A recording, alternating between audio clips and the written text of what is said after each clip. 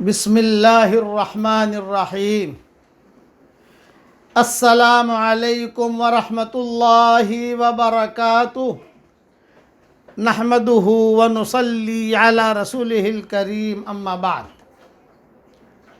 الحمد للہ نحمدہ ونستعینہ ونستغفرہ ونؤمن بہ ونتوکل علیہ ونعوذ باللہ من شرور انفسنا ومن سیئات اعمالنا ونعوذ باللہ من شرور انفسنا ومن سیئات اعمالنا من یہدہ اللہ فلا مضل لہ ومن یضللہ فلا ہادی لہ ونشہد ان لا الہ الا اللہ وحدہ لا شریک لہ ونشهد أن سيدنا ومولانا محمدا عبده ورسوله صلى الله عليه وعلى آله وأصحابه وبارك وسلم تسليما كثيرا كثيرا. أما بعد فأعوذ بالله من الشيطان الرجيم. بسم الله الرحمن الرحيم. إنا فتحنا لك فتحا مبينا ليغفر لك الله ما تقدم من ذنبك وما تأخر ويتم نعمته عليك ويهديك صراطا مستقيما وينصرك الله نصرا عزيزا. صدق الله العظيم. قابل احترام مائیں، بہنیں، بیٹیاں، بہوئیں، ہمارے محترم بھائی، دنیا میں جہاں جہاں یہ آواز پہنچ رہی ہے، ہم سب کو اللہ تعالیٰ دنیا میں بھی جنت دے اور مرنے کے بعد بھی جنت دے. دنیا میں بھی ہمیں اللہ کامیاب کرے، مرنے کے بعد بھی اللہ ہمیں کامیاب کرے. اور یہ دعا ہم سب کی قیامت تک کی آنے والی نسلوں کے لیے اللہ تعالیٰ قبول فرمائے. سلسلہ وار مضمون فتح مکہ کا چل رہا تھا. اسی کے ضمن میں کچھ عورتوں کے تذکرے آ گئے اور اسی کے ضمن میں چادر والی عورت کا قصہ آ گیا،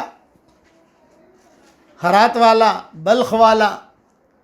اسی کے ضمن میں امام شافعی کا قصہ آ گیا. تو امام شافعی کا قصے میں کچھ مختصر چار باتیں میں عرض کر دوں، پھر انشاءاللہ جو ہے اپنا اکرمہ ابن ابی جہل، صفوان ابن امیہ اور وہ سارا کا قصہ بھی لمبا ہے، اور وہ عناق نامی لڑکی عورت جس نے زنا کے اڈے کھول رکھے تھے مکہ مکرمہ میں، اس کا قصہ بھی ہے. پھر خولہ جو مکہ مکرمہ میں تھی، جگ ممانی. یہ خولہ مسلمان ہو گئی تھی، حضرت خولہ یہ جگ ممانی تھی. جگ ممانی کا مطلب یہ پورا مکہ ان کو ممانی کہتا تھا، پورا مکہ. جیسے ہمارے یہاں نظام الدین مرکز میں بنگلے والی مسجد میں مولانا اظہار الحسن صاحب رحمۃ اللہ علیہ ہوتے تھے. اللہ ان کی قبر کو نور سے منور فرمائے، ان کے درجات کو بلند فرمائے. وہ جگ ماموں تھے. جگ ماموں کا مطلب کہ کوئی بھی ہے تو ماموں اظہار. ہمارے والد صاحب رحمۃ اللہ علیہ فرماتے تھے بھئی ماموں اظہار کو دیکھو کیا کر رہے ہیں. حضرت جی رحمۃ اللہ علیہ فرماتے تھے بھئی مولی یونس، منا مولی یونس، یہ دن یاد آتے ہیں ہم کو. حضرت جی کہتے ہیں بھئی منا مولی یونس، جب ماموں اظہار کو بلا لاؤ. حالانکہ حضرت جی مولانا اظہار صاحب سے بڑے تھے، لیکن ماموں سب ماموں کہتے تھے، چھوٹا بڑا ماموں اظہار. تو یہ حضرت خولہ بھی جو ہے یہ ممانی تھی، پورے مکہ والوں کی بڑی عورت تھی. حضور صلی اللہ علیہ وسلم کی شادی کا فکر انہوں نے کیا. حضرت خدیجہ کا جب انتقال ہو گیا تو حضرت خدیجہ کے انتقال کے بعد حضور صلی اللہ علیہ وسلم غمگین بیٹھے رہتے تھے. بچیاں ہیں، ابو طالب کا بھی انتقال ہو گیا تو حضور صلی اللہ علیہ وسلم بہت فکر میں بیٹھے رہتے تھے. گھر کا کام بھی کرنا، نبوت تو مل ہی چکی تھی حضور صلی اللہ علیہ وسلم کو، وہی تو آنی شروع ہو ہی گئی تھی. نبوت کو سنبھالنا، نبوت کا کام کرنا، دعوت کا کام کرنا اور گھر کا کام بھی کرنا. پہلے تو یہ ہوتا تھا کہ حضرت خدیجہ گھر کا کام سنبھال لیتی تھی اور ابو طالب جو ہے یہ باہر کا کام سنبھال لیتے تھے. ایک ہی ہفتے میں 2 انتقال ہو گئے حضور کو. اس لیے اس سال کو غم کا سال کہا جاتا ہے۔ اتنے میں حضرت خولہ جو ہے یہ آتی جاتی رہتی تھی حضور صلی اللہ علیہ وسلم، یہ مسلمان ہو گئی تھی، ان کے قصے بہت آتے ہیں حضرت خولہ کے حدیث شریف کے اندر۔ تو عورتوں نے کام کیا ہے، میں نے کہا وہ آتی جاتی رہتی تھی حضور صلی اللہ علیہ وسلم کے پاس، دیکھتی تھی گھر میں کیا ہے، کبھی کچھ کام ہو گھر میں تو وہ بھی کر لیتی تھی، ویسے تو بچیاں تھیں، حضرت فاطمہ وغیرہ سب تھی، لیکن یہ کہ لیکن ابو العاص ابن ربیع کا نکاح ہو چکا تھا، وہ یعنی ایک بچی جو ہے بیائی گئی تھی حضور صلی اللہ علیہ وسلم کی، باقی بچیاں بھی بیائی گئی تھی، تو یہ گھر کا معاملہ کچھ ایسا تھا تو خولہ آ کر جو ہے کام کر لیتی تھی۔ تو ایک مرتبہ خود حضرت خولہ نے پوچھا، حضرت بہت آپ غمگین نظر آتے ہیں، کیا بات ہے بہت؟ آپ نے فرمایا بھی دیکھو میرے گھر میں کتنا بڑا حادثہ ہو گیا، میری خدیجہ بھی چلی گئی اور میرے چچا جو ہے وہ بھی چلے گئے، اب گھر کا درہم برہم ہو گیا، اوپر نیچے ہو گیا معاملہ، گھر کا کام بھی مجھے دیکھنا پڑے۔ بعض مورخین نے لکھا ہے کہ حضور صلی اللہ علیہ وسلم خود جو ہے یہ سبزی لینا جانا، یہ کرنا وہ کرنا، گھر کا کام جو اور وہ حضور خود کرتے تھے، پانی لانا ہو تو پانی لے آویں، کبھی فاطمہ بھی ساتھ دے دیتی تھی، اور نبوت کی ذمہ داری وہ اپنی جگہ۔ تو حضرت خولہ نے خود نے کہا حضرت اگر آپ کہیں تو آپ کا کہیں رشتہ کرا دوں؟ فسکت رسول اللہ صلی اللہ علیہ وسلم، تھوڑی دیر تو حضور خاموش رہے، لیکن حضور نے خود نے کہا ہاں کرا دو۔ دیکھو تو حضرت خولہ نے خود نے پوچھا کہ کماری ڈھونڈوں یا شوہر دیکھے ہوئے ڈھونڈوں، صاحبہ ڈھونڈوں؟ آپ کے زبان سے جملہ نکلا دونوں ڈھونڈو، کہ دونوں ڈھونڈو۔ حضرت خولہ کہتی ہے بھئی یہ بات ہو گئی، اور یہ بات ہو کر باہر نکلی، جہاں باہر نکلی تو حضرت سودا کھڑی تھی، سودا پیغام لے کر آئی ہوں، یہ حضرت خولہ پیغام لے کر آئی ہوں، پیغام۔ تو حضرت سودا نے کہا کہ کس کے ساتھ؟ کہ حضور صلی اللہ علیہ وسلم کے ساتھ۔ او ماشاء اللہ ماشاء اللہ ماشاء اللہ، بہت اچھا ہے، ضرور ضرور ضرور۔ بہت خوش ہو گئی حضرت سودا، روایت بہت خوش ہو گئی، اتنا اچھا پیغام کہاں سے آئے گا؟ اور یہ مسلمان بھی ہو چکی تھی حضرت سودا، تو چنا اور بیوہ بھی ہو گئی تھی یا مطلقہ ہو گئی تھی، ان کے شوہر کا جو پرانے شوہر تھے ان کے قصے میں مورخین نے لکھے ہیں، لیکن چونکہ میں اپنی مضمون تو جتنا پھیلا اتنا پھیلتا جاتا ہے، ابھی تو امام شافعی کا قصہ مجھے پورا کرنا ہے۔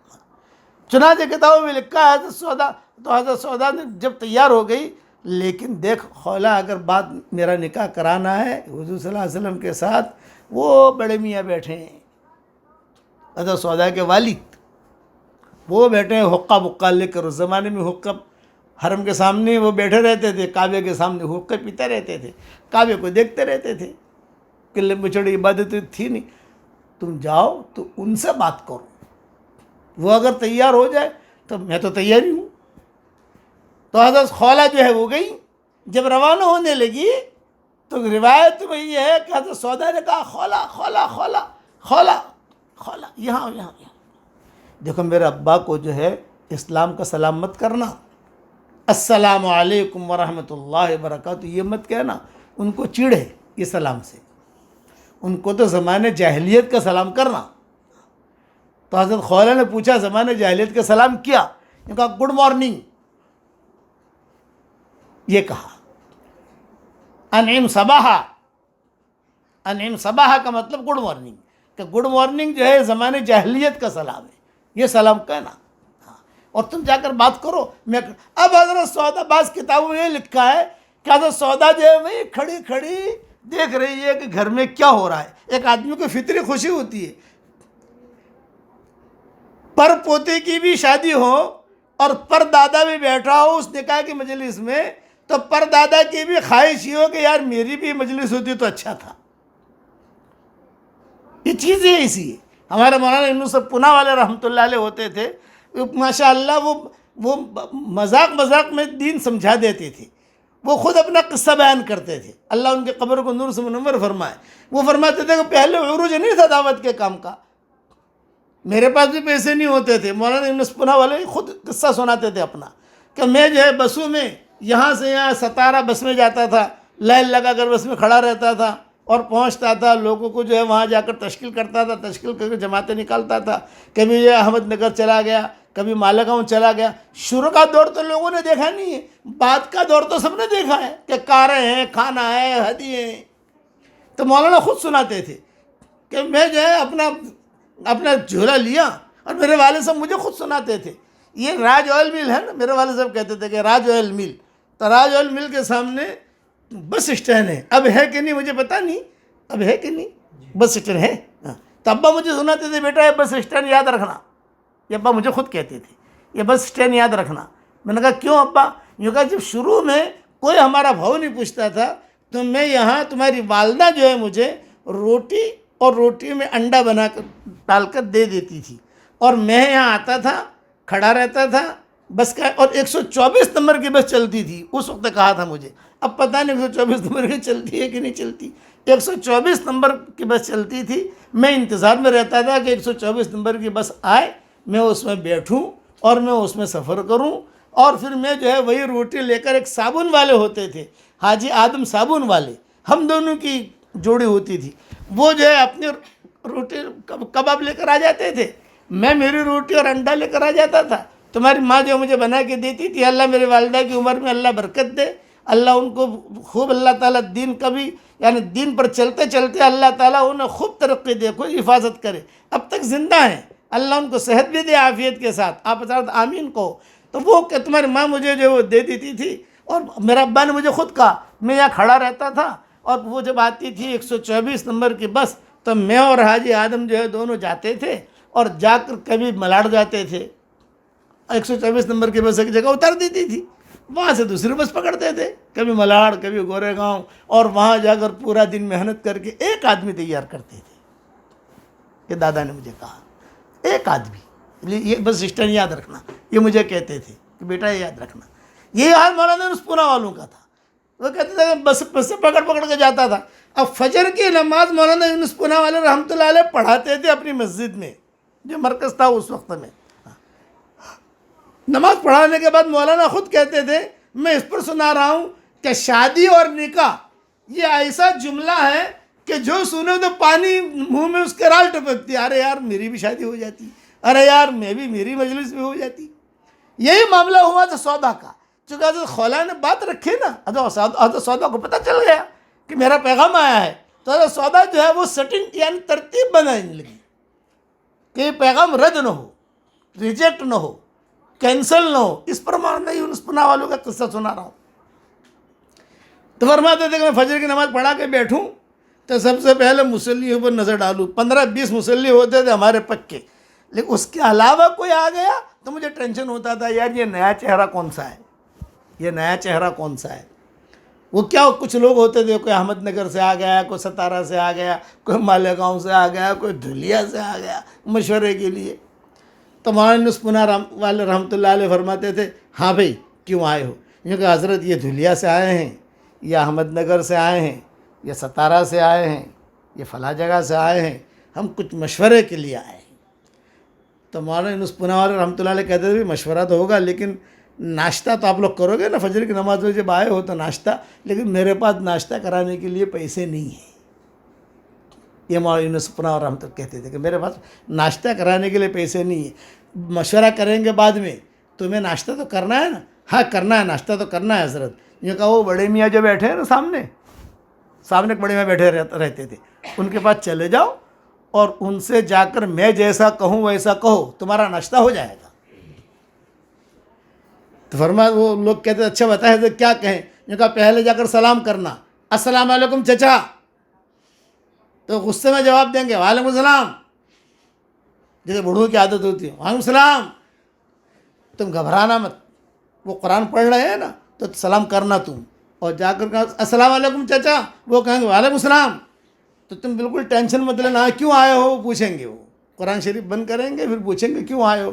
یوں کہا چچا ہم نے یوں سنا ہے کہ آپ کی بیوی کا انتقال ہو گیا ہے اور آپ کو جو ہے نکاح کی اور شادی کی ضرورت ہے، یہ احمد نگر سے آئے ہیں، وہاں بھی ایک خاتون ہے ماشاءاللہ، مالدار بھی ہے، صحت بھی اچھی ہے۔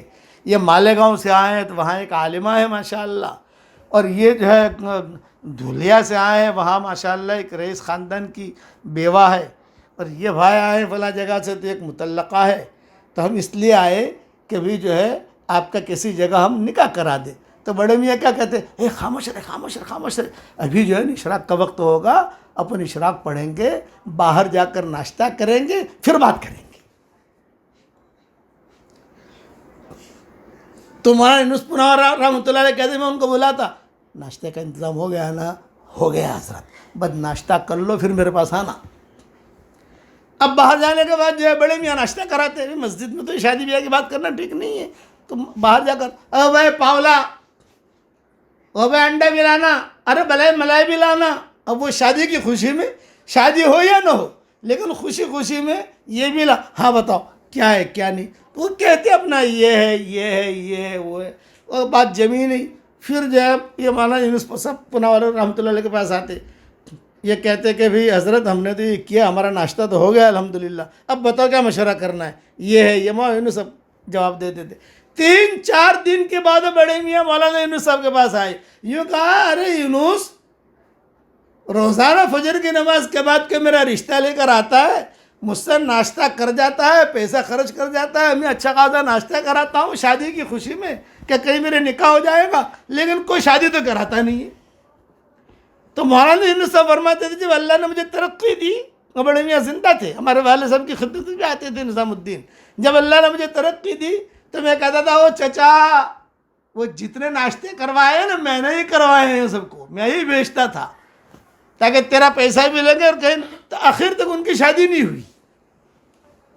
تو مولانا یونس صاحب پورا والے میں اس پر سنا کہ حضرت سودا کو بہت خوشی ہوئی، حضور کا رشتہ، حضرت خولا گئی وہاں، جو حضرت خولا گئی تو بڑے میاں بیٹھے ہوئے تھے، حضرت سودا کے والد، گڈ مارننگ، ارے خولا ممانی آجا آجا خولا آجا، کیوں آئی ہے؟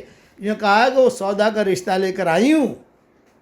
اچھا کہاں؟ یہ کہا محمد ابن عبداللہ ابن عبد المطلب، یہ مشرک تھے حضرت سودا کے والد، ابھی مسلمان نہیں ہوئے تھے، اور بعد میں بھی ہوئے کہ نہیں ہوئے مجھے اس میں پتہ نہیں ہے، لیکن یہ تو ہے کتابوں میں کہ محمد ابن عبداللہ ابن عبد المطلب۔ ہاں نعم نعم نعم نعم، ایک اچھا رشتہ ہے، لیکن اس کے بھائی عبداللہ ابن زمعہ کو پوچھ لو، عبداللہ ابن زمعہ اندر کام کر رہے تھے، یہ حضرت سودا کے بھائی تھے۔ حضرت سودا کہتی ہے میں کھڑے کھڑے دیکھ رہی تھی کہ اوکے کا سکہ لگ گیا ہے، یعنی باپ نے کوئی مخالفت نہیں کی ہے۔ اتنے میں عبداللہ ابن زمعہ آ گئے، انہوں نے کہا کیا بات کر رہے ہو ممانی خولا، ابا کے ساتھ کیا بات کر رہے ہو تم؟ کا یہ کہا میں سودا کا رشتہ لے کر آئی ہوں حضور صلی اللہ علیہ وسلم کے ساتھ، محمد ابن عبداللہ کے ساتھ، یہ بھی مشرک تھے، بعد میں مسلمان بنے، عبداللہ ابن زمعہ رضی اللہ تعالیٰ عنہ بنے بعد میں۔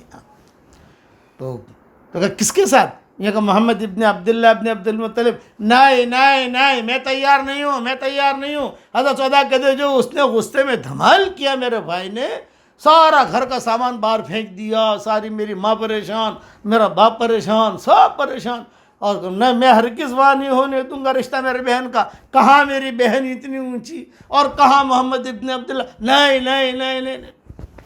حضرت سودا کہتی ہے میں خود چلی گئی، اور گھر میں جا کر میں نے کہا یہ کیا ہو رہا ہے ہمارے گھر میں، یہ کیا ہو رہا ہے، یہ کیا مسئلہ ہے؟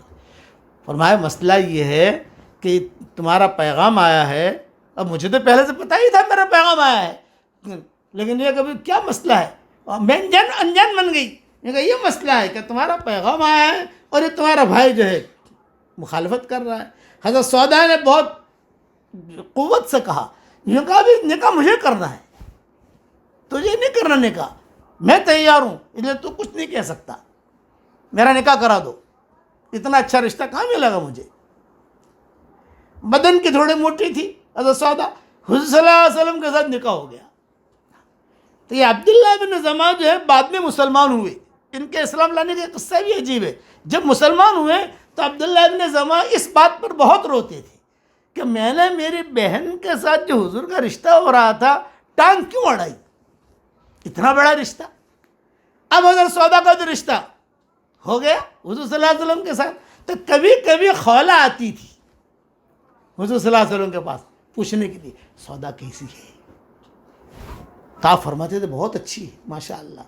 حضرت سودا کے مزاج میں ظرافت تھی۔ حذیفہ ظرافت کو کیا کہیں گے؟ ہنسی، مذاق کرتی تھی، چٹکلے کہتی تھی، لطیفہ کہتی تھی حضرت سودا، تو وہ چٹکلے کہہ کر حضور کو ہنساتی تھی، وہ ہنسا کر حضور کا غم دور کر دیا، کوئی جملہ کہہ دیا، کوئی شعر پڑھ دیا۔ یہ حضرت سودا کے مزاج میں تھی ظرافت۔ بعض عورتوں کے مزاج، بعض عورتیں جو ہے رابعہ حسین قمطریرہ ہوتی ہے، ہر وقت جو ہے رابعہ بصریہ بنی پڑی رہتی ہیں، 24 گھنٹہ رابعہ بصریہ، ایسی عورتیں ٹھیک نہیں ہوتی۔ عورت کیسی ہو؟ ہنسے بھی، ہنساوے بھی، باتیں بھی کرے، پھر رابعہ بصریہ بھی بنے۔ لیکن 24 گھنٹہ جو ہے بس میں تو بالکل ایسی ہوں کہ میں تو بہت دیندار، نہ ایسا نہیں۔ یہ حضرت سودا کے مزاج میں جو ہے ظرافت تھی، حدیثوں میں آتا ہے۔ وہ حضور صلی اللہ علیہ وسلم کو کھاتے کھاتے ہنساتی تھی۔ بعض کتابوں میں لکھا ہے کہ جیسے کھا رہے ہیں، فاطمہ بیٹی ہے، بچی آئی ہیں، سب کھانا کھا رہے ہیں، کوئی چٹکلا چھوڑ دیا تو سب ہنس پڑتی تھی۔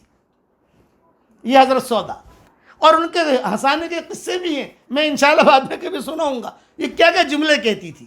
تو ایک مرتبہ حضرت خولہ آ گئی۔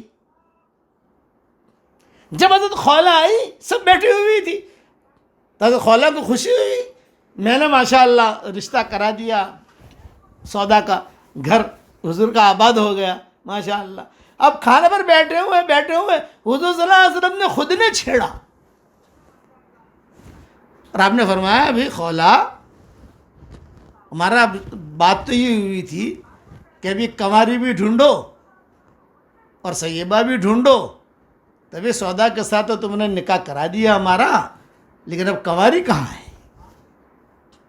حضور نے خود نے کہا کہ کنواری کہاں ہے؟ تو حضرت خولہ نے کہا میں نے کنواری بھی دیکھ رکھی ہے، سب کے سامنے بات ہو رہی ہے، بچیاں بھی بیٹھی ہیں، میں نے کنواری دیکھ رکھی ہے۔ تو آپ نے فرمایا کون؟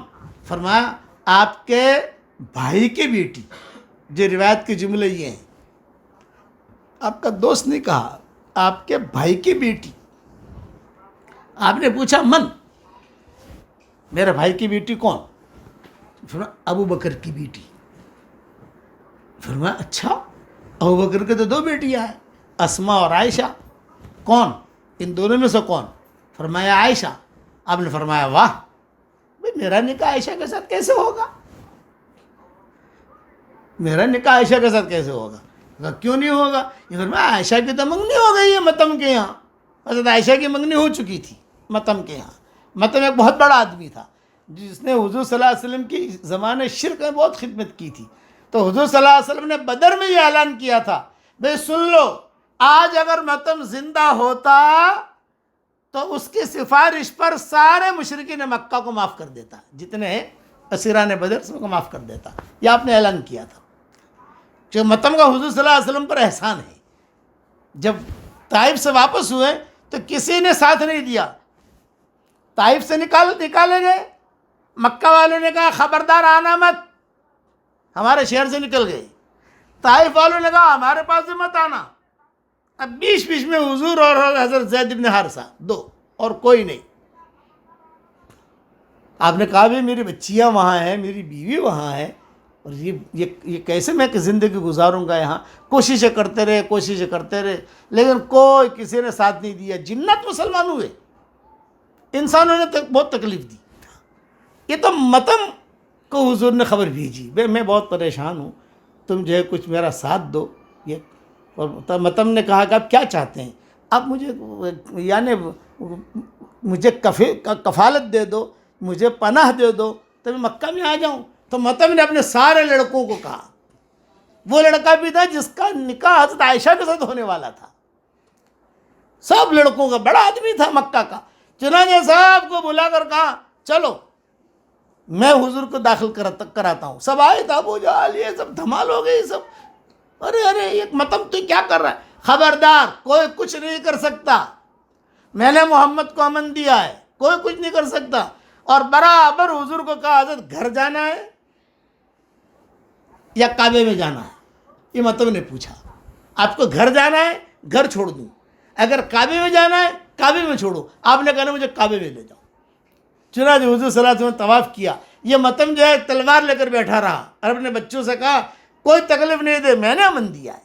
یہ احسان کا بدلہ حضور نے بدر میں دیا کہ آج اگر متم زندہ ہوتا تو میں جو ہے متم کو اس کی سفارش پر مکہ والوں کو معاف کر دیتا کہ اس نے میرا بڑا ساتھ۔ جب حضور طواف کر رہے تھے حضرت فاطمہ بھاگی بھاگی آ گئی، ابو آ گئے، ابو آ گئے، ابو آ گئے، ابو آ گئے، ابو آ گئے۔ کئی دنوں سے باہر تھے نا، مکان تو قریب تھا، ارے بھی ابو آ گئے تو سودا بھی آ گئی، یہ بھی آ گئے، ارے آ گئے آ گئے آ گئے آ گئے، لیکن کیسے آئے تھے کسی کو پتا نہیں۔ ابوبکر عمر ڈر رہے تھے کہ ابھی وہاں تو سب اندر اندر یعنی بہت حالات تھے مکہ کے اندر، وہ دور دور سے دیکھ رہے تھے کبھی آئے تو ہیں، لیکن حضرت فاطمہ جو بھاگے بھاگے جیسے بچیاں آتی ہیں نا، آ گئے، ابو آ گئے، ابو آ گئے، ابو آ گئے، ابو آ گئے۔ پھر حضور صلی اللہ علیہ وسلم گھر پر گئے، گھر پر جانے کے بعد کہ روایت میں یہ ہے کہ متم نے کہا یہ میرے بچے جو ہے آپ کے گھر کے باہر کھڑے ہیں، یعنی آپ کی حفاظت کے لیے، کوئی مکہ والا آپ کو مارے گا نہیں۔ تو حضور حضرت عائشہ کی منگنی وہاں ہوئی تھی، تو حضور نے کہا بھی میرا نکاح عائشہ کے ساتھ کیسے ہوگا؟ تم کیا؟ فرمایا کہ حضرت میں نے ساری بات کر لیے۔ باہر نکلے صدیق اکبر کھڑے تھے، اللہ کا نظام، ابوبکر عائشہ کا پیغام لے کر آئی ہوں، پھر عائشہ کی تو منگنی ہو گئی ہے متم کے یہاں۔ تو بات تو سنو، آپ بات تو سنو۔ بوڑھی عورتیں جو ہوتی ہے نا، بلکہ ایک جملہ میں بھول گیا، جب حضور صلی اللہ علیہ وسلم کا یہ رشتہ کرا رہی تھی حضرت خولہ، تو حضور نے ایک جملہ کہا کہ ہاں بھی کنواری بھی ڈھونڈو، سیبہ بھی ڈھونڈو، اور عورتوں کا کام یہی ہے کہ وہ نکاح کراویں، شادیاں کراویں، ایک دوسرے کی دیکھیں، لڑکیاں دیکھیں۔ صدیق اکبر رضی اللہ تعالیٰ عنہ کا بھی کیسے نکاح ہوگا؟ تم عائشہ کی منگنی پیغام لائی ہو، لیکن ہم نے تو بات کر لی کہ تم چلو تو صحیح میرے ساتھ۔ اب یہ خولہ اور صدیق اکبر یہ متم کے یہاں گئے، متم بیٹھے ہوئے اپنا کھجورے کھا رہے تھے، بوڑھے لوگ جو ہوتے ہیں وہ۔ اچھا خولہ ممانی کیسا آنا ہوا؟ آؤ بیٹھو بیٹھو بیٹھو بیٹھو۔ یہ کہا وہ عائشہ کے سلسلے میں آئے ہیں کہ بھی منگنی ہو گئی ہے تو ہم چاہتے ہیں کہ بھی نکاح کی تاریخ بھی طے ہو جائے۔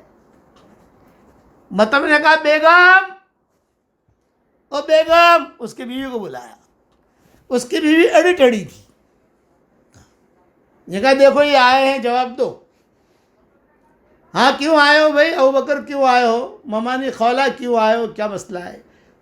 یہ کہا ابھی وہ عائشہ کی بات کرنے آئے ہیں، تاریخ طے ہو جائے۔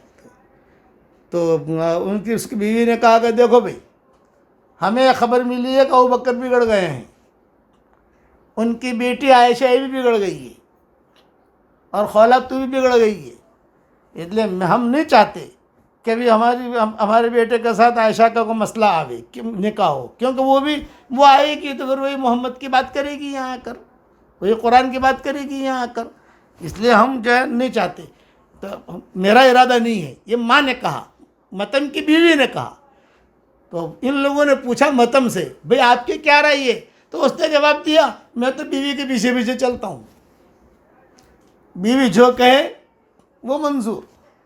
یہ آج خولہ نے کہا الحمدللہ، جاؤ الحمدللہ کہہ کر یہ آ کر حضور کے ساتھ جوڑ دیا۔ یہ قصہ ہے پورا حضرت خولہ کا۔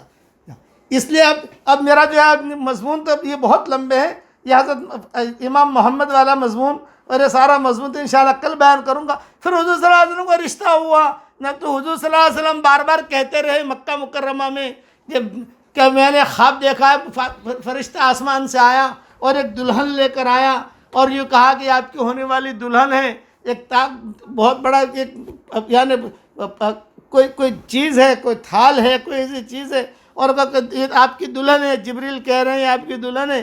میں نے جو کھولا گھونگھٹ تو عائشہ تم تھی، عائشہ تم تھی، عائشہ تم تھی۔ کئی مرتبہ حضور نے اس کے تذکرے کیے۔ پھر حضور اکرم صلی اللہ علیہ وسلم کا نکاح، یہ دو نکاح گوئے ہیں کہ حضرت خولہ کے تھرو سے ہوئے ہیں، حضرت سودا کا اور حضرت عائشہ کا۔ چکا اب مجھے حضرت سودا کے بھی دو چار قصے سنانے ہیں کہ وہ کیا کیا ہنساتی تھی۔ اسی لیے مورخین نے لکھا ہے ان کے مزاج میں ظرافت تھی، تو حضور صلی اللہ علیہ وسلم کا جتنا غم تھا وہ غم جو ہے حضرت سودا کے آتے ہی ختم ہو گیا. گھر بھی سنبھال لیا اور گھر سنبھال کر جو ہے وہ تھوڑی سی مذاق. اچھا بچیوں کو، اچھا بچیاں جو ہیں وہ آہستہ آہستہ اپنی ماں کو بھولنے لگی، حضرت خدیجہ کو وہ بھولنے لگی، اور انہیں حضرت سودا کے ساتھ ایک دم سے جڑ گئی. روایتوں میں آتا ہے ایک دم سے، خاص طور سے حضرت فاطمہ چھوٹی یہی تھی تو وہ برابر حضرت سودا کے ساتھ جو ہے، اب برابر یعنی حضرت سودا نے حضرت فاطمہ کی بچپن میں تربیت بھی کی، یوں کہ جیسے مائیں بچوں کی تربیت کرتی ہے. اس لیے عورتوں نے بھی کام کیا ہے، ایسا نہیں ہے کہ نہیں کیا. اب میرے دیکھو امام شافعی کا قصہ رہ گیا، میرا احمد ابن حنبل کا قصہ رہ گیا. آج چونکہ مسئلے بھی بیان کرنے ہیں، یہ مسائل بھی ضروری ہیں، لیکن ایک آپ کو میں انشاءاللہ میں انشاءاللہ یہ مضمون پورا کروں گا. یہ تو حضرت خولہ کا تو بیچ میں آ گیا، اس پر کہ عورتیں بھی کام کرتی ہیں یہ نہیں. دوسری ایک اہم بات کل میں نے کہی تھی کہ دیوان شافعی کا اللہ کرے کوئی ترجمہ کرے. اللہ کا شکر ہے صبح ہوتی ہی میرے پاس دیوان شافعی اللہ نے پہنچا دی ترجمے کے ساتھ. ساری دنیا میں لوگ سنتے ہیں ماشاءاللہ. اللہ کا شکر ہے، مجھے بہت خوشی ہوئی کہ صبح فجر کی نماز پڑھ کے جو بیٹھا تو مجھے جو ہے میسج آیا کہ الحمدللہ دیوان شافعی کا اردو میں ترجمہ ہو گیا ہے. اور میں نے آج تقریباً پوری کتاب پڑھ بھی لی. اس میں کئی چیزیں مجھے ملی امام شافعی کی جو میں نے نوٹ کی کہ آج رات کو انشاءاللہ بیان کروں گا اس کو. لیکن یہ کہ اب کل آ جائے گا مضمون، کوئی مسئلہ نہیں ہے. دیوان شافعی کا ترجمہ الحمدللہ ہو گیا ہے. اب اللہ کرے کوئی مولوی صاحب ایسے پیدا ہو، بھئی ایسا میرے اعلان کرنے سے ترجمہ ہو جاتا ہو یار تو بہت اچھا ہے. اللہ کرے کہ تفسیر قرطبی کا کوئی ترجمہ کر لے، کہ بڑا علم ہے اس کے اندر. امام قرطبی نے قرطبہ میں جو تفسیر لکھی ہے، ہمارے مفتی شفیع صاحب رحمۃ اللہ علیہ اور ہمارے جتنے علماء ہیں وہ تفسیر قرطبی خالی وہ نہیں، کتنے علماء بڑے بڑے تفسیر قرطبی میں یہ ہے، تفسیر قرطبی میں یہ، ہم نے بھی پڑھی. ہم بھی جو کام کرتے ہیں تو حوالے دیکھتے ہیں، قرطبی شیخ نے بھی لکھا ہے قرطبی. اللہ کرے کہ اس کا کوئی ترجمہ کر لے ان چیزوں کا. اللہ تعالیٰ کیسے کو توفیق دے. ایک بات میں کہنا بھول گیا، بتاتا ہوں آپ کو. کل نصیحت میں نے کی تھی، وہ نصیحت کر کے بیان ختم کرتا ہوں. بچوں کو اگر آپ کہو گے کہ بیٹا یہ مت کرو تو بچہ مانے گا نہیں. آپ کہو بیٹا موبائل سے نہیں کھیلتے تو فوراً پلٹ کر آپ کو جواب دے گا. بچہ نماز پڑھو تو فوراً پلٹ کر جواب دے گا ہاں آپ نماز پڑھو گے نا، بچہ نماز پڑھے گا. ہمارے گھر میں ہمارے ماحول میں ہم دیکھتے ہیں، ہمارے گھر کے اندر ہم خود قرآن پڑھنا شروع کر دیں، بچے آ جاتے ہیں، نماز پڑھنا شروع کر دیں، بچے بھاگے. یہ ہمارا عبد الرحمن آج بہت کھیل رہے تھے، میں نماز کے لیے جب میں نے کہا بھی نماز ابھی بھاگے آ گئے. ماحول، اس پر میں قصہ سناتا ہوں. میرا پوتا ہے، اس کا نام ہے ولدان. یہ ولدان نام بھی رکھو، یہ جنتی نام ہے. یطوف علیہم ولدان مخلدون، بہت اچھا برکتی نام ہے. اس کا میرا بیٹا ہے محمد احمد، اس کا بیٹا ہے یہ ولدان.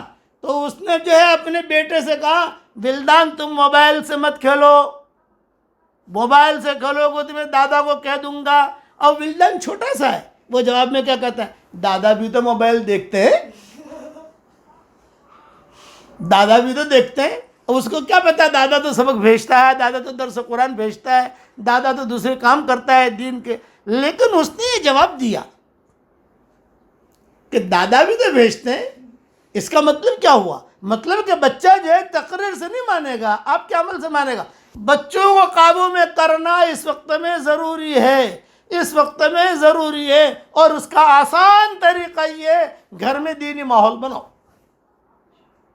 یہ راتیں چل رہی ہیں مغفرت کا عشرہ، کچھ دنوں کے بعد یہ بھی ختم ہو جائے گا. تو بس یہ دین پر آپ خود ٹی وی دیکھو گے اور بچوں کو کہے ٹی وی نہیں جوانو ہاں، وہ کہے گا تو ٹی وی جو ہے تمہیں تو بابا جوؤ ٹی وی. آپ خود گانا سن رہے ہیں، بچہ دیکھ رہا ہے کہ ابا گانا سن رہے ہیں، تو اب گانا وانا نہیں سننے کا، دیکھو مولانا نے منع کیا موسیقی نہیں سننے کا، اب وہ کہتا ہے کہ خواہ باپ منع کرتا ہے، مجھ کو خود تو کرتا ہے۔ اس لیے علماء اور فقہا نے لکھا ہے کہ اپنے گھر میں دینی ماحول بنانا ہے، خود دیندار بنو، ماں باپ دیندار بنیں گے تو اولاد دیندار بنے گی۔ ماں باپ جو ہے صرف تقریر کرنے سے اولاد دیندار نہیں بنتی، یہ ذہن میں رکھو۔ اسی لیے امام شافعی کا امام احمد ابن حنبل کا قصہ میں کل پورا کروں گا انشاءاللہ، یہ قصہ کہ امام شافعی کی بچیاں تھیں، احمد ابن حنبل کی بچیاں تھیں۔ اب یہ تو مجھے معلوم، بیٹے تو تھے امام احمد ابن حنبل کے، امام مالک کی بیٹیاں تھیں، تو گھر کے اندر وہ ماحول بناتے تھے۔ میرے والد صاحب رحمۃ اللہ علیہ فرماتے تھے بیٹا گھر میں دین کا ماحول بناؤ، دین کا ماحول بناؤ، دین کا ماحول بناؤ۔ نماز کسی جگہ سفر میں جاتے تھے، نماز کا وقت ہوتا تو ایک جملہ کہتے تھے، وہ سب ایک جملہ کہتے تھے دادا ابا، نماز کا ماحول بناؤ سفر میں۔ میں نے کہا ابا کیا مطلب؟ مصلی بچھاؤ، وضو کرو، بھئی نماز اتنے بجے ہوگی اعلان کرو، چادر بچھاؤ، یہ ماحول بناؤ گھر کے اندر۔ آج یہ جو بہت کھیل رہے تھے عبد الرحمن نماز کی، تو میں نے بلایا تو یہ لوگ آئے نہیں، تو میں نے زور سے کہا اللہ اکبر اللہ اکبر، بھاگے بھاگے آ گئے، ماحول بن گیا، بیٹھ گئے ہمارے ساتھ نماز پڑھی۔ اس لیے یہ میری نصیحت یاد رکھنا۔ باقی انشاءاللہ امام وہ حضرت سودا کے جو قصے ہیں ظرافت کے، وہ بھی بیان کرنے رہ گئے، اور انشاءاللہ یہ دوسرے جو امام شافعی کا قصہ بھی کل پورا کروں گا انشاءاللہ۔ آج مسئلے سن لو۔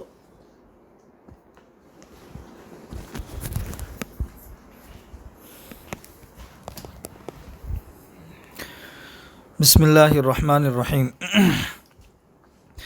آج تجارت سے متعلق کچھ مسائل آپ لوگوں کو سمجھا دوں میں۔ تجارت کے اندر جو چیز ہم بیچتے ہیں، ایک تو کوئی چیز بیچی جاتی ہے، دوسری کوئی چیز خریدی جاتی ہے۔ تو جو چیزیں بیچی جاتی ہے تو اس سلسلے میں کون سی چیز بیچنا جائز ہے اور کون سی چیز بیچنا جائز نہیں ہے، تو 3 باتیں اس میں دھیان میں رکھیں۔ سب سے پہلی بات تو یہ ہے کہ جو چیز شرعی اعتبار سے جائز ہے اور حلال ہے اس کو بیچنا جائز ہے، جو چیز حرام ہے اس کو بیچنا جائز نہیں ہے، یہ سب سے پہلی چیز۔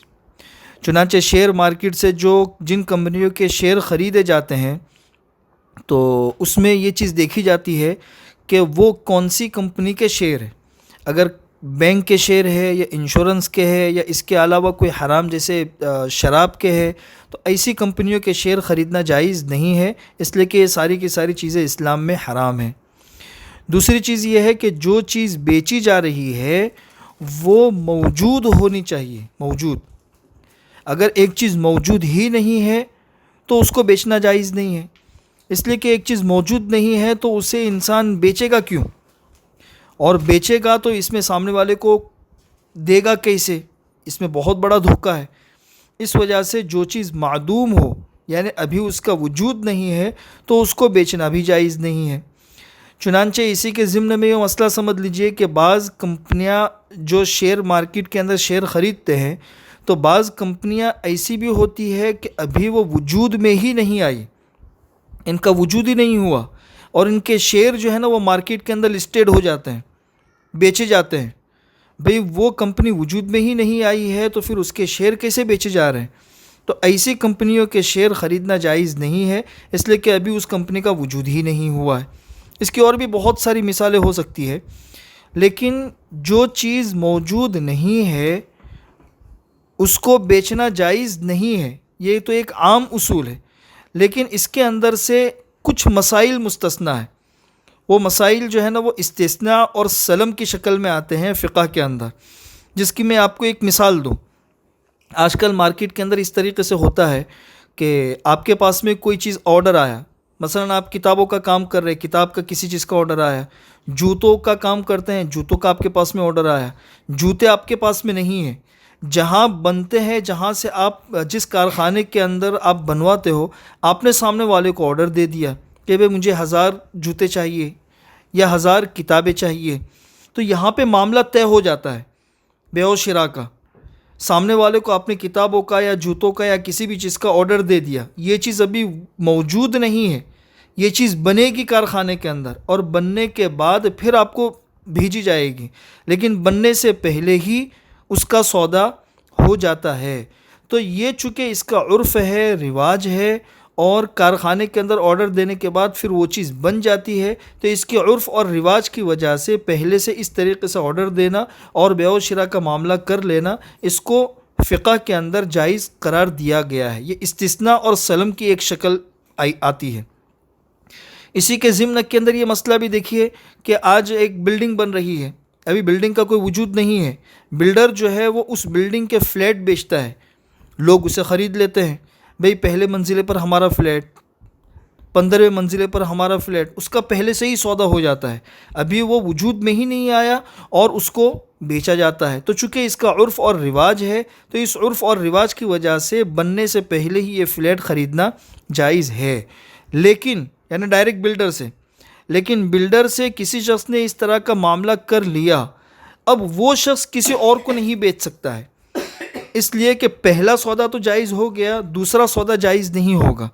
آپ نے کسی بلڈر سے کسی بلڈنگ کے اندر کوئی فلیٹ خریدا اور بلڈنگ ابھی بنی نہیں ہے، تو آپ کا بلڈر کا یہ معاملہ تو درست ہے، یہ استثناء کی شکل میں آئے گا، لیکن آپ جو ہے اسی فلیٹ کو زیادہ بھاؤ کر کے کسی اور کے ہاتھ فروخت کرنا چاہے تو آپ کے لیے جائز نہیں ہے، اس لیے کہ آپ کے لیے بیع معدوم سمجھی جائے گی، اور جو چیز معدوم ہو اس کی خرید و فروخت جائز نہیں ہے۔ تیسری چیز ہے کہ ایک چیز جائز بھی ہے، حلال بھی ہے، اور وہ چیز موجود بھی ہے لیکن آپ کے قبضے میں نہیں ہے، تو قبضے میں آنے سے پہلے بھی کسی چیز کو بیچنا جائز نہیں ہے۔ پہلے آپ اس کو اپنے قبضے میں لو، قبضے میں لینے کے بعد پھر آپ اس کو بیچو، کیونکہ قبضے میں آنے سے پہلے ہی اگر خرید و فروخت کا معاملہ ہو گیا، آپ نے بیچ دیا، سامنے والے نے خرید لیا، پیمنٹ دے دیا، اب ہو سکتا ہے آپ کے قبضے میں آنے سے پہلے وہ چیز ضائع ہو جائے، وہ چیز خراب ہو جائے، تو ظاہر سی بات ہے کہ آپ کے اور آپ نے جس کو بیچا ہے ان کے درمیان ایک نزاع ہو سکتا ہے، جھگڑا ہو سکتا ہے۔ سامنے والا انسان کہے گا کہ میں نے تو آپ کو پیمنٹ کر دیا ہے، اب آپ مجھے ڈیلیوری کرو، آپ کہیں گے بھئی چیز ضائع ہو گئی، تو بھئی ضائع ہونے سے پہلے آپ نے کیسے پیسے لے لیا؟ تو اس لیے شریعت نے ان دونوں کے درمیان کوئی جھگڑا نہ ہو تو جھگڑے سے بچانے کے لیے اصول مقرر کیا ہے کہ کوئی چیز پہلے آپ اپنے قبضے میں کرو، پھر اس کے بعد آپ اس کو بیچو، قبضے میں آنے سے پہلے بیچنا جائز نہیں ہے۔ اس کے ضمن کے اندر بہت سے مسئلے آتے ہیں۔ ایک مسئلہ تو یہ آتا ہے کہ جیسے آج کل بہت سے لوگ دوسری جگہوں سے مال منگواتے ہیں، جیسے چائنا سے مال منگواتے ہیں یا دوسرے شہر سے مال منگواتے ہیں، تو اس میں ہوتا یہ ہے کہ آپ نے کوئی چیز منگوائی اور آپ نے اس کا پیمنٹ بھی سامنے والے کو کر دیا، لیکن ابھی وہ چیز آپ کے قبضے میں نہیں آئی ہے، آپ کے پاس نہیں آئی ہے، آپ کے پاس آنے سے پہلے ہی لوگ جو ہے نا اس کو مارکیٹ میں بیچ بھی دیتے ہیں۔ 1,00,000 کی چیز 1,10,000 روپے کے اندر بیچ دی اور پیسہ بھی لے لیا، تو وہ چیز جائز ہے کہ نہیں؟ تو اس کی تفصیل میں آپ لوگوں کو سمجھا دوں کہ اس کی 2 شکلیں ہوتی ہے۔ ایک شکل تو یہ ہے کہ آپ نے جیسے چائنا سے کوئی چیز خریدی، اب جس کمپنی سے آپ نے وہ چیز خریدی ہے، اگر وہ کمپنی آپ تک مال پہنچانے کی ذمہ دار ہے، بیچ میں اگر کچھ بھی نقصان ہوا تو وہ رزق سامنے والے کی کمپنی کا ہے، تو اس کا مطلب یہ ہے کہ آپ کے پاس آنے سے پہلے آپ کا قبضہ نہیں ہوا ہے۔ ایسی چیز جب تک آپ کے قبضے میں نہ آ جائے اس وقت تک اس کو بیچنا جائز نہیں ہے۔ دوسری شکل یہ ہے کہ آپ کا کوئی بندہ چائنا کے اندر بیٹھا ہوا ہے جو آپ کی طرف سے اس مال کو لے رہا ہے اور پھر شپنگ وغیرہ کے ذریعے آپ کو بھیج رہا ہے، بیچ میں جو بھی نقصان ہوگا تو اس کا رزق آپ کے اوپر ہے، تو آپ کا وہ جو بندہ ہے وہ آپ کی طرف سے وکیل ہے، اور وکیل کا جو قبضہ ہے وہ جس نے وکیل بنایا ہے اس کا ہی سمجھا جاتا ہے۔ جیسا آپ نے کسی کو کہا کہ بھئی مجھے موبائل کی ضرورت ہے، مارکیٹ سے تم لے کر آ جاؤ، تو جس کو آپ نے بھیجا ہے وہ آپ کی طرف سے وکیل ہے، اس نے موبائل پر قبضہ کر لیا، یہ سمجھا جائے گا جیسے کہ آپ نے موبائل پر قبضہ کر لیا ہے۔ تو وہاں پہ آپ کے وکیل نے اگر قبضہ کر لیا اور قبضہ کر کے اس مال کو روانہ کر دیا تو یہ مال ابھی آپ کے پاس میں نہیں آیا ہے، راستے میں ہی ہے، اور آپ بیچنا چاہے تو آپ بیچ سکتے ہو۔ اس لیے کہ وکیل کا قبضہ جو وکیل بنانے والا ہے اس کی طرف ہی لوٹا جاتا ہے. یہ سمجھا جائے گا جو گویا کہ آپ کا قبضہ اس پر ہو چکا ہے. وکیل کا قبضہ ہو گیا, گویا کہ آپ کا قبضہ ہو گیا. اب یہ مال آپ تک پہنچنے سے پہلے اگر آپ نے بیچ دیا تو اس کو بیچنا جائز ہے. یہ دو شکلیں ہیں اس کے اندر. اسی میں ایک دوسرا مسئلہ یہ بھی آتا ہے کہ آج کل عام طور پر آپ نے دیکھا ہوگا کہ آن لائن بزنس کی بہت ایک عام رواج ہو چکا ہے. ہر انسان اپنے اسٹیٹس کے اوپر اپنی کوئی نہ کوئی چیز رکھتا ہے, جیسے کپڑے ہیں, جوتے ہیں, بہت ساری چیزیں ہیں, اور اس سے آرڈر ملتے ہیں, اور آرڈر ملنے کے بعد پھر وہ چیز منگوائی جاتی ہے اور جس نے آرڈر دیا ہے اس کو بھیج دی جاتی ہے. تو اس میں یہ چیز دھیان میں رکھیے کہ اگر آپ نے کوئی کسی چیز کا آرڈر لیا, کسی کمپنی کے پروڈکٹ آپ نے لیے اور آپ نے جو ہے نا اس کو شیئر کیا, اس پر آپ کو آرڈر ملے, اس آرڈر کے اوپر آپ سامنے سے کوئی چیز منگوا کے پھر جس نے آرڈر دیا ہے اس کو دے دیتے ہیں, تو یہ شکل ایک وعدہ بیع کی ہوتی ہے. یعنی جس نے آپ کو آرڈر دیا ہے کہ بھئی اتنے کپڑے مجھے چاہیے, اتنے جوتے چاہیے یا اتنی پرس چاہیے, تو اس نے گویا کہ آپ کو آرڈر دیا ہے اور آپ نے اس سے وعدہ کیا ہے کہ بھئی میں سامنے کمپنی سے وہ چیز منگوا رہا ہوں, وہ چیز میرے ہاتھ میں آ جائے گی تو پھر میں آپ کو بیچوں گا. تو یہ وعدہ اگر کیا ہے تو وعدہ بیع کی شکل میں تو درست ہے. لیکن اگر وعدہ نہیں کیا, آپ نے ڈائریکٹ بیع کر لی, ڈائریکٹ بزنس اس طریقے سے کر لیا کہ ہاں بھئی ٹھیک ہے یہ چیز میں آپ کو اتنے میں بیچ رہا ہوں, تو وہ چیز آپ کے پاس میں نہیں ہے, صرف آپ کے پاس اس کے فوٹو ہے, تو صرف فوٹو ہوتے ہوئے آپ وہ چیز نہیں بیچ سکتے ہیں. وہ چیز آپ کے پاس میں آئے گی, پھر اس کے بعد آپ سامنے والے سے بیع و شراء کا معاملہ کرو. ہاں فوٹو ہوتے ہوئے سامنے والے نے آرڈر دیا تو آپ وعدہ کر سکتے ہو کہ یہ چیز میں اتنے دنوں کے اندر منگوا کے انشاءاللہ آپ کو دے رہا ہوں. تو یہ وعدہ اگر کر لیا تو اس میں کوئی حرج نہیں ہے, قبضے میں آئے گا, پھر اس کے بعد آپ اس کو بیچ سکتے ہو. اسی کے اندر تیسرا مسئلہ یہ بھی آتا ہے کہ آج کل عام طور پر لوگ شیئر مارکیٹ سے شیئر خریدتے ہیں, شیئر خریدتے ہیں, خریدنے کے بعد پھر اسی دن بیچ دیتے ہیں. یہ چیز اچھی طریقے سے سمجھ لیجئے کہ قبضہ جو ہے نا یہ دو طرح کا ہوتا ہے. قبضہ ایک تو حصی قبضہ ہوتا ہے, جیسا آپ کے سامنے موبائل ہے, موبائل کو آپ نے اپنے ہاتھ میں لے لیا, یہ ہو گیا حصی قبضہ. ایک دوسرا معنوی قبضہ ہوتا ہے. معنوی قبضے کا مطلب یہ ہے کہ بعض چیزیں ایسی ہوتی ہے جس کو آپ اپنے ہاتھ میں نہیں لے سکتے ہیں, تو اس کا قبضہ اس طریقے سے شمار کیا جائے گا کہ قانونی اعتبار سے جب وہ چیز آپ کے رزق کے اندر آ گئی, قانونی اعتبار سے آپ کی سمجھی جا رہی ہے, تو یہ سمجھ لو کہ آپ کا قبضہ ہو گیا. شیئر آپ نے خریدا, تو شیئر خریدنے کے بعد وہ شیئر آپ کے ہاتھ میں نہیں آتے ہیں, بلکہ وہ آپ کے نام پہ ٹرانسفر ہوتے ہیں. اب قانونی اعتبار سے وہ شیئر آپ کا سمجھا جاتا ہے, تو جب قانونی اعتبار سے وہ چیز آپ کی ہو جائے تو یہ سمجھ لو کہ آپ کا قبضہ ہو گیا. اب یہ شیئر جو خریدے جاتے ہیں تو خریدنے کے بعد اس کو بیچنا کب جائز ہوگا, اس شیئر کا قبضہ کب سمجھا جائے گا؟ ظاہری اعتبار سے تو یہ لگتا ہے کہ انسان نے شیئر خریدا, اسی وقت میں وہ شیئر اس کے نام پر ہو جاتا ہے اور اس کا رزق بھی بظاہر اسی سے متعلق ہو جاتا ہے, اس لیے اسی وقت میں اس شیئر کو بیچنا جائز ہونا چاہیے. بظاہر ایسا لگتا ہے, لیکن حقیقت یہ ہے کہ شیئر خریدنے کے بعد نام پر تو اس وقت ہو جاتا ہے, لیکن اس شیئر کی ڈیلیوری 2 دن کے بعد ہوتی ہے, اور اس شیئر کی قیمت دینا بھی 2 دن کے بعد ہی ضروری ہوتا ہے. 2 دن سے پہلے نہ سامنے والا ڈیلیور کرتا ہے اور نہ یہاں سے پیمنٹ کرنا ضروری ہوتا ہے. اس لیے جب 2 دن کے بعد پیسوں کا لین دین بھی ہو جائے تو اس کے بعد پھر آپ بیچ سکتے ہو. یعنی 2-3 دن کے بعد جب وہ مکمل آپ کے قبضے میں آ گیا سرکاری اعتبار سے بھی, اور آپ نے اس وقت میں پیمنٹ کر دیا اور سامنے والے نے اس کو آپ کو ڈیلیور کر دیا, اس کے بعد آپ اس کو بیچ سکتے ہو. یہ شیئر کے حساب سے ہے. چوتھا آخری مسئلہ آپ کو وہ سمجھا دوں کہ آپ نے کوئی فلیٹ خریدا ہے کسی بلڈنگ میں, وہ فلیٹ جو ہے نا وہ بن چکا ہے لیکن ابھی آپ کے قبضے میں نہیں آیا ہے. تو قبضے کی یہ تیسری شکل آپ سمجھ لو کہ جو چیزیں قبضے میں نہیں آ سکتی, جیسے دکان ہے یا زمینیں ہیں, تو اس کا قبضہ یہ ہوتا ہے کہ وہ چیز اور اس کا رزق آپ کے ساتھ منسلک ہو جائے. اس لیے اگر وہ فلیٹ بن چکا ہے, بلڈر نے کہہ دیا ہے کہ بھئی یہ چیز آپ کی ہے, تو چونکہ اس کو آپ اپنے ہاتھ میں تو نہیں لے سکتے ہیں, بس اس کا رزق آپ سے متعلق ہو چکا ہے, تو رزق آپ کے ذمے آنے کے بعد اگر آپ اس کو بیچنا چاہو تو آپ اس کو بیچ سکتے ہو, اس لیے کہ یہ بھی معنوی قبضہ سمجھا جائے گا.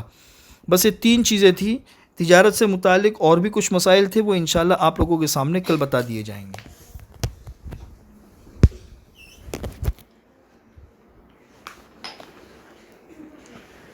اللهم لك الحمد كله ولك الشكر كله، لك الخلق كله ولك الفضل كله، وإليك يرجع الأمر كله، وإليك يصعد الكلم الطيب كله. اللهم لك الحمد بالإسلام، لك الحمد بالإيمان، لك الحمد بالقرآن. اللهم لك الحمد حمدا حمدا، اللهم لك الحمد حمدا حمدا، اللهم لك الحمد حمدا حمدا. الله الحمد لله الذي فضلنا على كثير من عباده المؤمنين. لا إله إلا الله الحليم الكريم، لا إله إلا الله رب العرش العظيم. سبحان الحنان، سبحان المنان، سبحان الرحمن المستعان. اللهم لك الحمد كما أنعمت، اللهم لك الحمد كما ينبغي لجلال وجهك وعظيم سلطانك، عدد الشفع والوتر. الله أكبر كبيرا، والحمد لله كثيرا، وسبحان الله بكرة وأصيلا. الله أكبر كبيرا عدد الشفع والوتر. لا إله إلا الله عدد الشفع والوتر. أعوذ بكلمات الله التامات من شر ما خلق عدد الشفع والوتر. سبحان الله وبحمده عدد الشفع والوتر. سبحان الله العظيم وبحمده عدد الشفع والوتر. سبحان الحنان عدد الشفع والوتر. سبحان المنان عدد الشفع والوتر. سبحان الخالق عدد الشفع والوتر. سبحان المالك عدد الشفع والوتر. اللهم أنت الأول فلا شيء قبلك، وأنت الآخر فلا شيء بعدك، وأنت الظاهر فلا شيء فوقك، وأنت الباطن فلا شيء دونك. نعوذ بك من شر كل دابة أنت آخذ بناصيتها. سبحانك على صراط مستقيم. اللهم مغفرتك أوسع من ذنوبنا، ورحمتك أرجى عندنا من أعمالنا. اللهم ابسط علينا من بركاتك ورحمتك وفضلك ورزقك.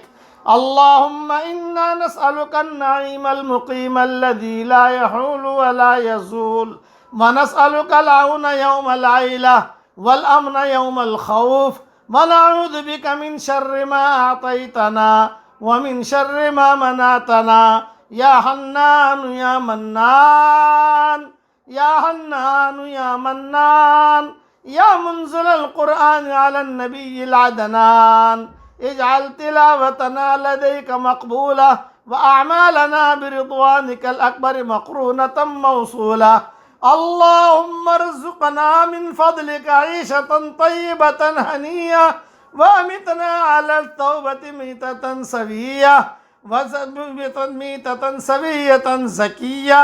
اللهم ارزقنا من فضلك عيشة طيبة هنية، وأمتنا على التوبة ميتة سوية زكية، واجعل أنفسنا عند الرجوع إليك راضية مرضية برحمتك يا أرحم الراحمين.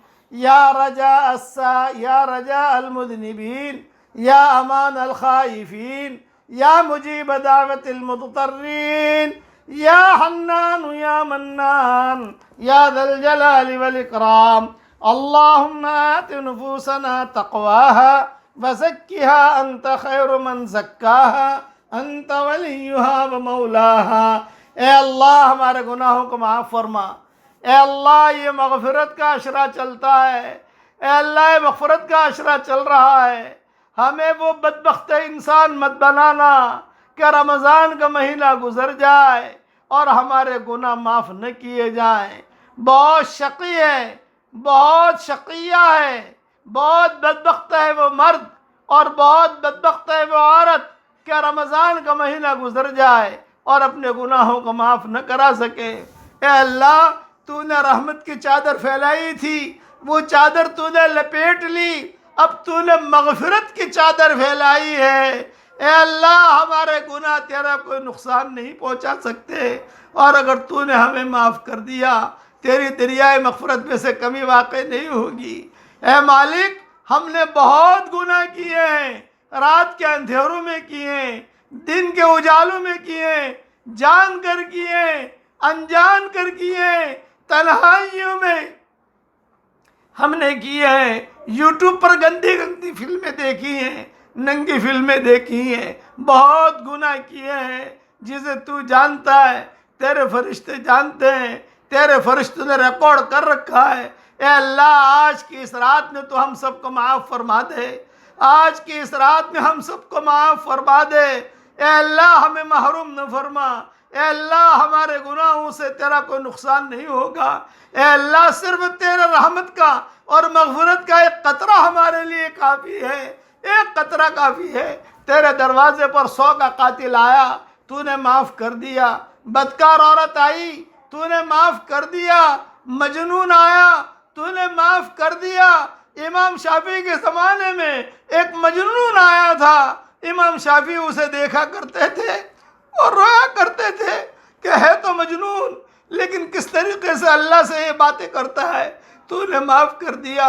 اے مولا کریم آج اس مبارک رات میں تو ہم سب کو معاف فرما دے۔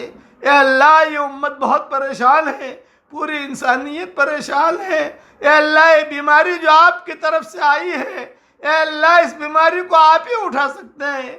پوری انسانیت پر کرم کا رحم کا معاملہ فرما، اس انسانیت کے اس بیماری سے نجات دے دے۔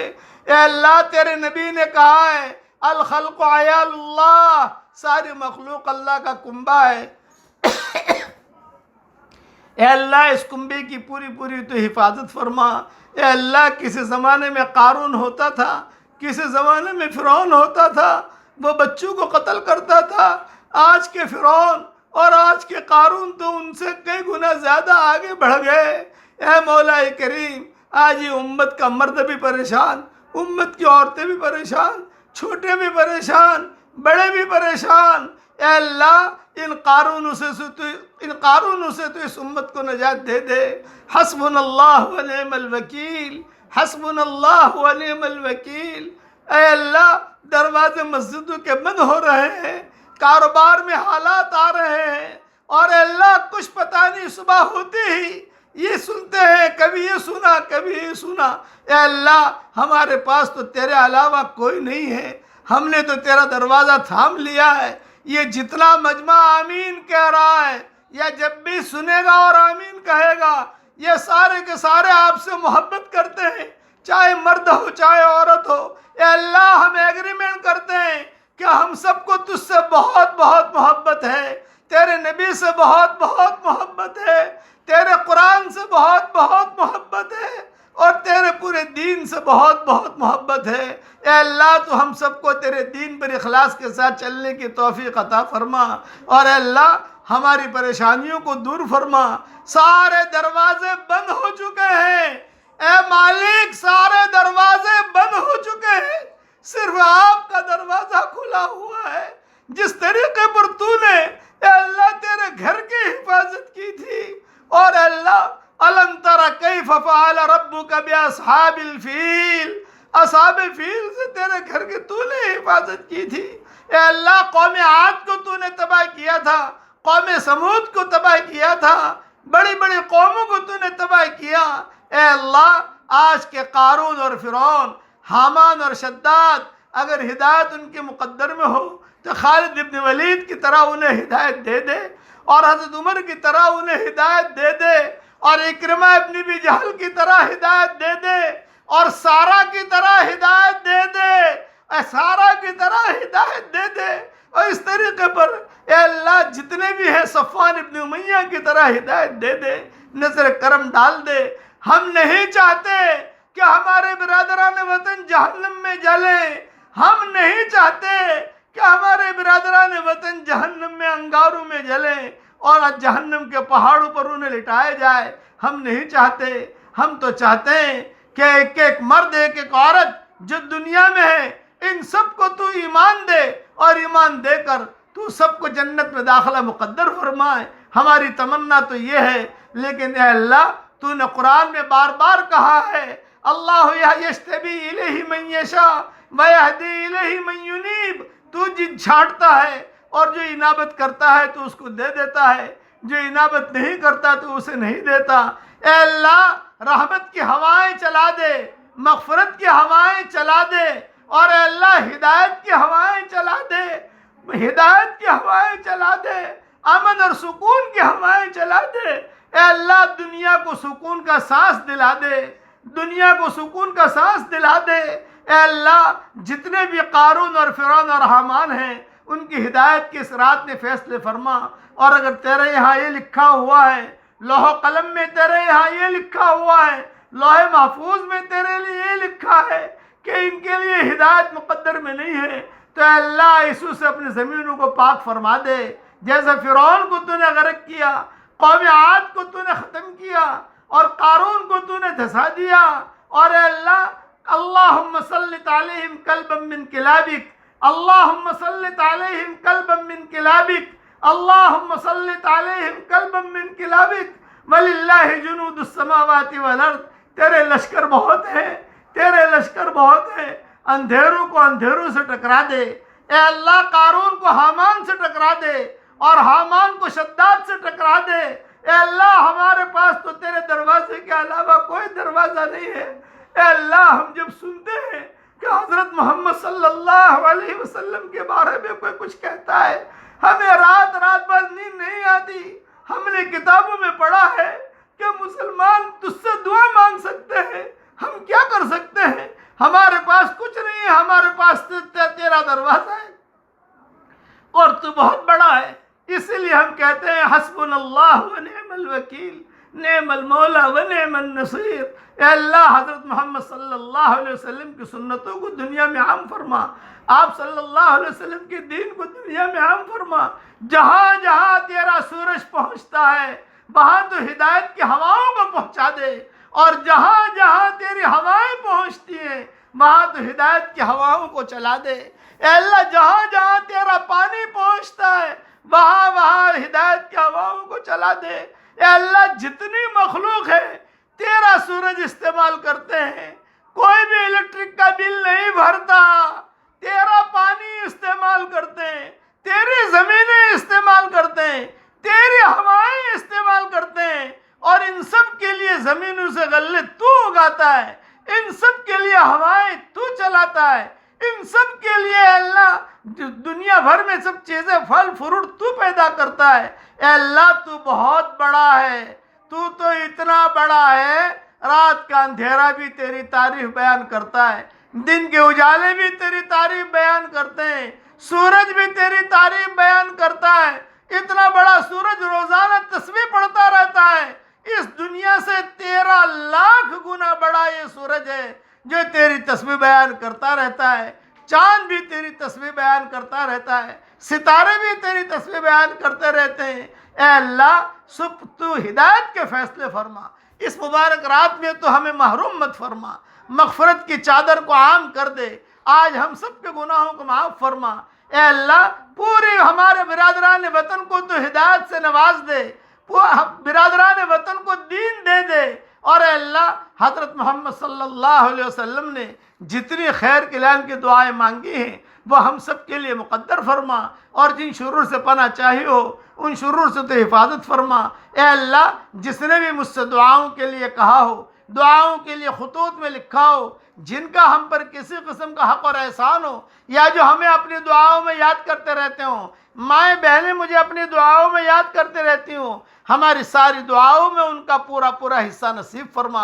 اے اللہ جن کے لڑکیوں اور لڑکیاں شادی کے لائق ہوں، غیر شادی شدہ ہوں، بہترین جوڑوں کا ان کے لیے انتظام فرما، جو بے اولاد ہوں نیک صالح اولاد انہیں نصیب فرما، جن کے اولاد تو ہے مگر نافرمان ہیں ان کے نافرمان اولاد کو فرما بردار بنا دے۔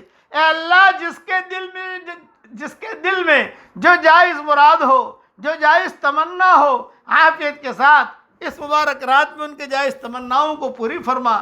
جنہیں مکان کی ضرورت ہو مکان عطا فرما، جنہیں دکان کی ضرورت ہو دکان عطا فرما، جنہیں بیوی کی ضرورت ہو اچھی دیندار بیوی عطا فرما۔ جنہیں شوہر کی ضرورت ہو اچھا دیندار شوہر عطا فرما، جنہیں جو ضرورت ہو ان سب کی ضرورتوں کا تو غیب سے تکفل فرما۔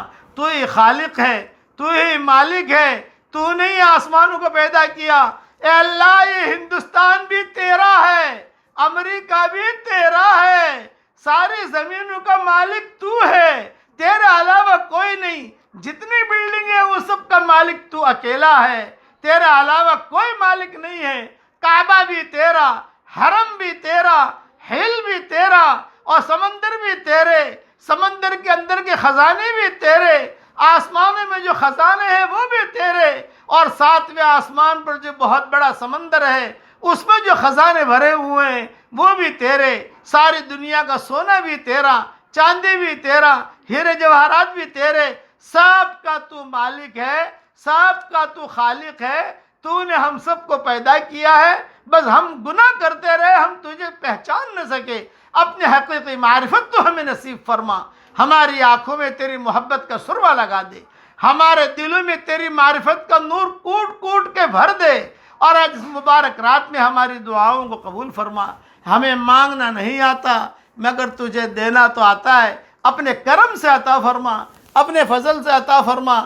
جہاں جہاں آمین کہی جا رہی ہو یا جب بھی کہی جائے، ان کی اور ہم سب کی جائز مرادوں کو پوری فرما کر اس میں خیر کی شکلیں اور صورتیں پیدا فرما، اور اپنے فضل و کرم سے ہماری دعاؤں کو قبول فرما۔ سبحان ربک رب العزت عما یصفون وسلام علی المرسلین والحمد للہ رب العالمین۔